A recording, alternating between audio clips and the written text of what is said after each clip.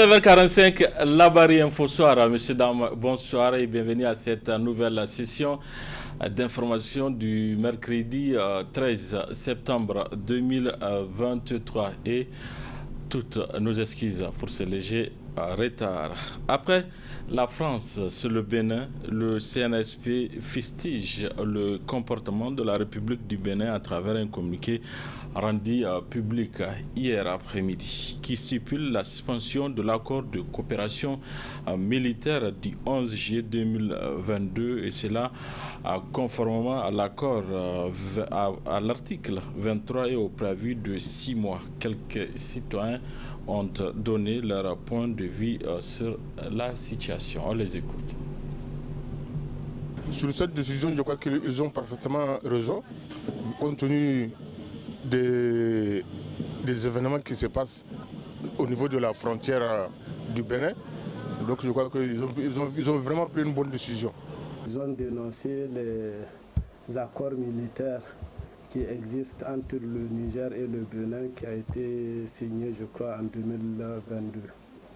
Donc, si c'est de ça qu'il s'agit, pour moi, honnêtement, c'est quelque chose qui est prévisible parce que ça va de soi que, vu les relations tendues entre la République béninoise et la République nigérienne, donc, et surtout, qu'est-ce qui a rendu ces relations tendues? C'est surtout par rapport à la coopération et à l'engagement des autorités béninoises pour une intervention militaire au Niger, notamment en complicité avec une puissance extérieure qui n'est un secret pour personne, la France.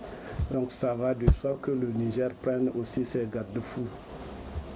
Donc je pense que cette dénonciation de ces accords est la bienvenue et on ne peut pas faire autrement. Je suis 100% d'accord à ce qu'on rompe directement avec le Bénin.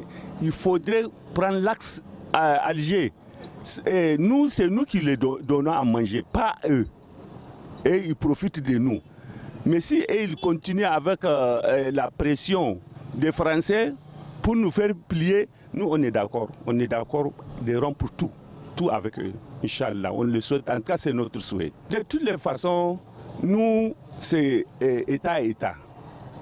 C'est nos frères. Si ils n'ont pas vu tout ce monde qui sont chez nous et chez eux, et ils veulent appliquer leurs lois, nous aussi on est prêts, on est d'accord. On est d'accord, c'est nos frères, on ne va pas les toucher, on va leur donner de bons traitements. En tout cas, chez nous, il n'y a aucun problème avec la population béninoise. Le CNSP a décidé unilatéralement de suspendre toute relation de défense avec le Bénin. Ce qui est sûr et certain, à la date où nous sommes, le CNSP est le seul à savoir concrètement, réellement, ce qui l'a poussé à prendre cette décision. Ce qui est sûr, c'est pour le bienfait du Niger. En voisin immédiat ou en voisin permanent, le Bénin, dans certaines situations, ne devrait pas prendre certaines positions par rapport au Niger, puisque là, s'il y a profit, c'est le Bénin qui profite sérieusement du Niger, ne serait-ce qu'à travers son port, qu'à travers les transactions de vivres et tout. On dirait tout simplement que le CNSP est en train de s'arranger pour que l'ennemi ne puisse pas gagner du terrain. Puisque là, c'est aussi une stratégie. Si nous sommes menacés de guerre, donc tout celui qui est indésirable ou tout voisin par lequel on peut passer pour nous avoir, on doit automatiquement rompre avec ce voisin. Le Niger a bien fait. Le Niger a bien fait de couper la relation ministérielle avec les militaires du Bénin. Oh oui, parce que déjà, le président, ce qu'il a en train de faire, c'est pas bon. Il a supposé soutenir le Niger selon la situation du Niger. Mais il a passé du côté, c'est ça qu'il a fait qui n'est pas bon. Nous sommes à quelques semaines de la rentrée scolaire 2023-2024 au Niger. Qui dit rentrée scolaire a dit préparatifs. Lesquels préparatifs doivent se faire dans les différentes écoles, surtout celles inondées par les eaux pluviales. Dans les écoles Medressa et Bangabana 1 de l'arrondissement communal Niamey 5, ce problème d'inondation est devenu récurrent. Nafissatou Yahya et Boubacar Souley. Nous ne sommes pas devant une mare, encore moins un jardin, mais devant les écoles primaires Medressa et Bangabana 1 du 5e arrondissement de Niamey, toutes inondées par les eaux pluviales. Dans ces eaux stagnées, moustiques et autres animaux y trouvent refuge. En témoignent ces enfants venus chercher du poisson, exposés aussi à plusieurs dangers. Ce problème ne date pas d'aujourd'hui et il faut vite lui trouver une solution définitive selon les parents d'élèves et responsables des écoles. Ça fait longtemps que cette école est dans cette situation. Les différents directeurs qui se sont succédés ont fait de leur mieux, mais jusque-là, les problèmes persistent. Donc, chaque année, il faut qu'on amène des citernes pour retirer l'eau. Les cours démarrent avec un retard. Donc c'est vraiment des problèmes. Et les enfants, ils sont les premiers à quitter cette école. Parce que souvent, l'hivernage vient de façon précoce. Donc les enfants, dès que la première pluie tombe, l'école c'est fini. Avec des moustiques, les enfants tombent malades facilement. Et vous voyez derrière moi ce qui se passe. Il y a l'eau toujours. Chaque fois quand il pleut, chaque année, on a au moins 3-4 mois d'eau stagnée dans la cour ou dans les deux cours de l'école. Avec ce changement, je demande aux militaires de faire quelque chose. C'est un appel de parents d'élèves. Le problème d'inondation aux écoles primaires Medressa et Bangabana 1 a été expliqué par l'un des responsables en charge de la dite question. Ces écoles ont été construites dans un point bas. Donc, où c'est plus bas que le terrain naturel. Donc, c'est tout à fait normal. Quand les eaux de ruissellement viennent, ça rentre là-dedans et ça ne ressort plus. Dans l'immédiat, maintenant, comme on est à l'approche de la rentrée scolaire, c'est de remblayer et faire des accès provisoirement. Mais pour qu'il y ait une solution définitive, il faut qu'il y ait un financement pour défaire la toiture et rehausser le mur pour mieux remblayer l'endroit. Du côté de la municipalité, plusieurs dispositions ont d'ores et déjà été prises pour pallier ce problème. Dans un premier temps à court terme pour les écoles, puisque bientôt ce sera la rentrée, nous envisageons déjà, dès le début de la semaine prochaine, une intervention au niveau des écoles inondées. Bangabana, il y a une autre école à Karadje, il y a une école à Lamorde, à Kirkissé, en tout cas toutes les écoles qui ont ce problème-là, de faire une intervention pour pouvoir faciliter l'accès aux classes. Ça, c'est un travail qu'on va commencer dès la semaine prochaine. Voilà. Maintenant, à long terme, nous avons approché des partenaires, en tout cas, qui se sont engagés à nous construire des caniveaux. Parce qu'il faut véritablement faire beaucoup de caniveaux pour pouvoir juguler ce problème-là. Le remblayage à lui seul ne suffit pas. Il urge alors d'accélérer ce processus afin de permettre aux enfants d'effectuer la rentrée scolaire et surtout de ne plus être en retard à cause de cette situation. Voilà, en cette période de saison des pluies, toujours, l'on constate une abondance de légumes et autres produits saisonniers dans les différents marchés de la capitale. Une abondance qui n'est pas malheureusement synonyme d'accessibilité pour le panier de la ménagère. Le constat est signé par notre stagiaire de l'ESCOM, Sarah Moun-Suleiman et Nasser Sedou. En cette période de saison d'hivernage, certains condiments et légumes abondent les marchés. Ces produits de grande consommation sont d'une importance pour le panier de la ménagère. On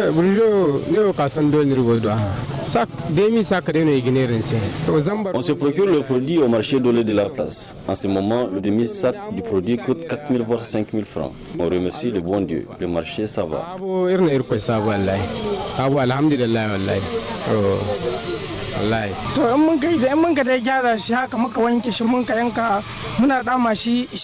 Après l'avoir lavé, traité, nous le vendons en détail à 100 francs en fonction des besoins des clients. Nous vendons les tasses aussi en fonction des besoins.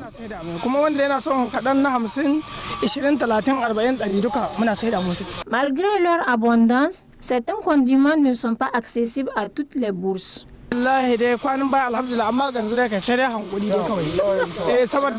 Avant ça va un peu, mais maintenant vraiment tout a changé. Il est vrai que ça existe en quantité abondante, mais souvent nous l'achetons cher et parfois moins cher.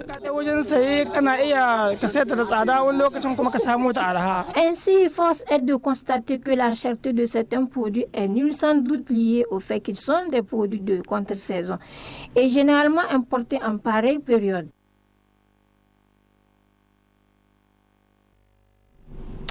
Voilà, nous en venons à notre rendez-vous hebdomadaire de la chronique juridique qui traite aujourd'hui de la peine de mort, un sujet qui sera traité par maître Moustapha Hamidou Niembé, Maman, avocat à la cour. Très bonne réception à vous.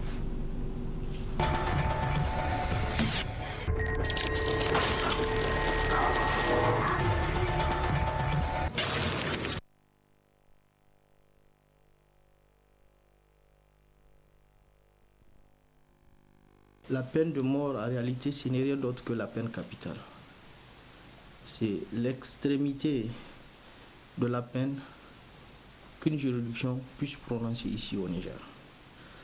Depuis l'avènement de l'indépendance, donc juste au sortir de l'indépendance en 1971, lorsque le premier code pénal a vu jour au Niger, code pénal qui a été pratiquement calqué sur le code pénal français. Donc, dans ce code, il y a autant de dispositions qui condamnent ou qui prévoient des peines de mort.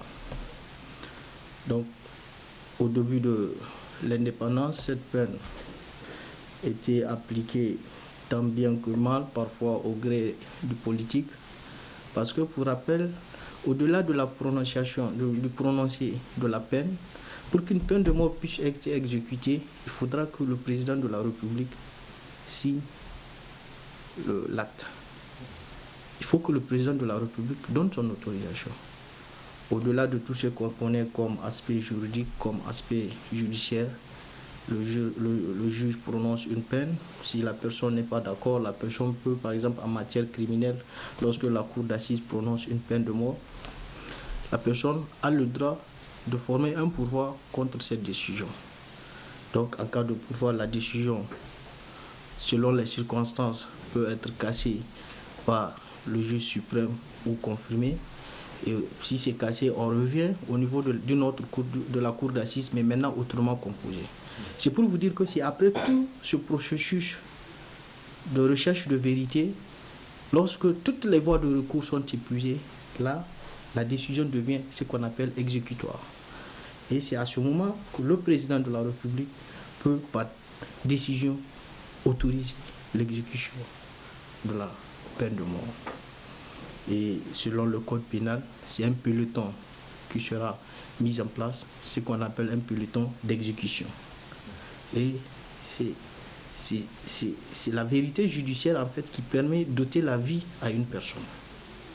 On va dire, mais comment se fait-il que de l'autre côté, l'État qui protège la vie, de l'autre côté, retire aussi la vie? Bon, c'est la loi, malheureusement. Mais là, la question qu'on se pose, depuis un certain temps, le commun des mortels se demande, mais est-ce que cette infraction existe? La question a droit de citer, parce que les dernières exécutions au Niger remontent dans les années 70. Donc, une juridiction peut prononcer une peine de mort, mais si le président de la République, qui est un homme politique, ne donne pas son autorisation, cette peine ne peut être exécutée. Parce que c'est son autorisation qui autorise à mettre en place le peloton d'exécution qui va exécuter cette peine. Donc c'est pour vous dire que c'est vraiment un processus qui est là. Et le code pénal, depuis un certain temps, a certes changé. Par exemple, en 2003, si j'ai bonne mémoire, la révision fondamentale de 2003, parce que si vous vous rappelez, en 2003, il y avait eu autant de criminalité, particulièrement à Niamey. Il y avait des vols suivis de viols, surtout ce phénomène-là. Donc là, particulièrement en 2003, le législateur a révisé le code pénal. Et la révision fondamentale, c'est que maintenant, le vol suivi de viol est assorti de peine de mort. D'autre part, c'est pour freiner les délinquants, mais est-ce que cette peine peut freiner les délinquants? Donc aujourd'hui, l'entretien portera sur la peine de mort et c'est une manière de porter à la connaissance des uns et des autres que cette peine existe toujours dans notre ordonnancement juridique. Parce qu'à regarder juste le code pénal, vous allez vous rendre compte qu'il y a plus de 20 infractions. Je vous dis bien plus de 20 infractions pour lesquelles une personne peut se retrouver dans ce cadre.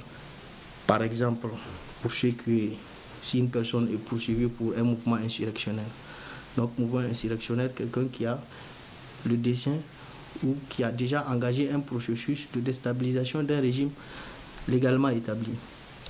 Le meurtre, par exemple, d'un magistrat, d'un fonctionnaire citoyen chargé d'une mission de service public, par exemple pour le crime de génocide, pour le crime contre l'humanité, pour la castration, le meurtre accompagné ou suivi d'un autre crime, l'enlèvement d'un mineur, s'il a été suivi de la mort du mineur, l'aliénation de la liberté de plusieurs personnes, le vol précédé ou suivi de viol. Il y a le vol commis avec violence, ayant laissé des traces de blessures ou de contusions. Il y a le détournement d'aéronef, suivi de mort de plusieurs personnes. Il y a le meurtre d'une personne jouissant de la protection diplomatique. Il y a l'attentat terroriste à l'explosif ayant entraîné des morts. Tout ça, c'est des infractions pour lesquelles la peine de mort est prévue par le législateur. Et de l'autre côté aussi, il y a par exemple le détournement de deniers publics. Lorsque le montant dépasse 200 millions, c'est la peine de mort que le législateur a prévue. C'est pour vous dire que cette peine existe depuis longtemps. Mais seulement, c'est le défaut d'exécution qui fait en sorte que les gens ne sont pas toujours informés de la situation. Et à côté de l'existence de cette peine, le commun des mortels ou des gens, il y a une mouvance qui se demande, mais est-ce que cette peine est constitutionnelle? Nous, par exemple, ou je dirais moi, par exemple, je fais partie de ces gens-là qui pensent que cette peine est inconstitutionnelle. Parce que de l'autre côté, l'article 12 de la Constitution qui dit que toute personne a droit à la vie. Nul n'a le droit et l'État a l'obligation absolue de la protéger, de protéger la vie de la personne alors. Mais de l'autre côté, dans le code pénal, qui se trouve être des normes inférieures à la Constitution, il y a cette peine de mort. Mais là, on a eu l'occasion de présenter cette question à la Cour constitutionnelle. Et la réponse de la Cour, c'est que le droit à la vie, consacré par l'article 12 et l'article 3 de la Déclaration universelle des droits de l'homme, la Charte africaine des droits de l'homme et des peuples, impose à l'État non seulement de s'abstenir de donner arbitrairement la mort. C'était ça en fait. Donc pour le juge suprême, en l'espèce la Cour constitutionnelle, c'est que l'État se donne juste le droit ou disons l'obligation de ne pas donner arbitrairement la mort, mais également de prendre des mesures nécessaires à la protection de la vie des personnes placées sous sa juridiction. Donc, pour le juge suprême, toutes les fois que c'est dans un procès, dans un cadre bien déterminé, qu'une juridiction décide d'ôter la vie à la personne, donc en l'occurrence condamner la personne à mort, c'est conforme à la Constitution. Et de l'autre côté, on nous dit qu'il y a l'article 6 du pacte international relatif aux droits civils et politiques, qui est ratifié par le Niger, qui dit, je vous cite, « Le droit à la vie est inhérent à la personne humaine. Ce droit doit être protégé par la loi.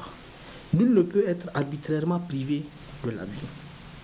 Ça, c'est le point 1 du dit article. Le point 2 nous dit, dans les pays où la peine de mort n'a pas été abolie, une sentence de mort ne peut être prononcée que pour les crimes les plus graves.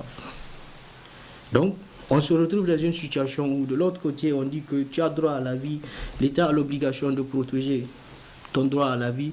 Et de l'autre côté, on se retrouve dans une situation où on dit, dans certaines situations, pour les cas des crimes les plus graves, on peut ôter la vie à la personne. Mais là, la question qu'on doit se poser, et c'est une question fondamentale, parce que là, c'est une convention internationale. Qu'en est-il de cette convention internationale et de la Constitution? Parce que on se retrouve dans une situation où c'est comme si, bon, il y a des normes internationales qui sont là, ratifiées par le Niger, mais de l'autre côté, on est là, comment faire? Et pour rappel, en 2014, plus précisément en octobre 2014, le Parlement nigérien a eu à adopter un moratoire tendant à l'abolition de la peine de mort. Donc ce moratoire juge que les États s'engagent à ne pas exécuter les sentences de peine de mort. Mais déjà, nous, je le disais depuis les années 70, le Niger s'était retrouvé dans une situation de non-exécution des peines de mort. Parce que depuis fort longtemps, vous allez vous retrouver dans une situation où des personnes ont été condamnées à mort, mais le président de la République décide, de par son pouvoir discrétionnaire, qui est celui de gracier les gens, il décide de commuer les peines de mort en emprisonnement à vie. Si vous prenez par exemple le décret de remise de peine, c'est le décret de 2016, à l'article 3 du dit décret portant remise gracieuse de peine, que tout individu qui, à la date de la signature du présent décret, est condamné à la peine de mort par décision judiciaire devenue définitive, verra sa peine commuée à l'emprisonnement à vie. L'autre alinéa, tout individu qui, à la date de la signature du présent décret, est condamné à la peine d'emprisonnement à vie par décision judiciaire devenue définitive, verra sa peine commuée à 30 ans d'emprisonnement. Donc c'est pour vous dire que, de l'autre côté, les juridictions appliquent la loi, qui est parfois dans certaines situations de condamné à mort. Les juridictions prononcent ces peines de mort. Et si la décision est devenue définitive, le seul recours, c'est que le président de la République peut, de par son pouvoir discrétionnaire, permettre à la personne de se retrouver dans une situation où la peine ne sera pas exécutée, où on commet ça à peine d'emprisonnement à vie. Et si la personne a de la chance, les années à venir, par d'autres décrets, la personne peut se retrouver dans une situation de condamnation à une peine de 30 ans. Donc, vous allez lire le décret de 2016, le décret de 2017 portant remise gracieuse de peine, le décret de 2018 et le décret de 2019. Tous ces décrets portant remise gracieuse des peines parlent de commutation de peine de mort à peine d'emprisonnement à vie. C'est pour vous dire qu'on est dans une situation où la loi est là, mais que faire? Parce que, pour rappel aussi, la peine de mort, l'objectif, c'est de dissuader les délinquants. Mais depuis un certain temps, les statistiques des études criminologiques ont démontré que la dissuasion ne porte pas assez de fruits. Parce que la preuve, beaucoup d'États américains aujourd'hui se reculent pour l'application de la peine de mort. Parce qu'il y a beaucoup d'erreurs judiciaires qui se commettent dans cette situation. Et c'est un chemin de non-retour en fait. Parce que si aujourd'hui on décide d'exécuter une peine de mort, et si demain on voit la vérité, parce que n'oublions pas que c'est la vérité judiciaire, et si demain on trouve la vraie vérité, qu'allons-nous faire? C'est des situations qui se sont posées, dans plusieurs situations. On s'est retrouvé dans une situation où une personne a été condamnée à mort, la peine a été exécutée, mais par la suite, on s'est retrouvé avec la vérité. Et on est déjà dans un chemin de non-retour parce que la peine a été exécutée. Donc c'est pour vous dire que... Et de l'autre côté, surtout avec nos États où parfois l'appareil judiciaire ne répond pas aux attentes des standards internationaux. Donc vraiment, nous pensons que le processus est déjà lancé parce que le simple fait d'adopter un moratoire tendant à la non-exécution de la peine de mort, ça serait juste un pas tendant à l'abolition de la peine de mort. Et dès que la peine de mort sera abolie, toutes les dispositions que je venais de vous citer là, qui existent dans le code pénal, qui sont plus de 20, seront caduques et voire révisées.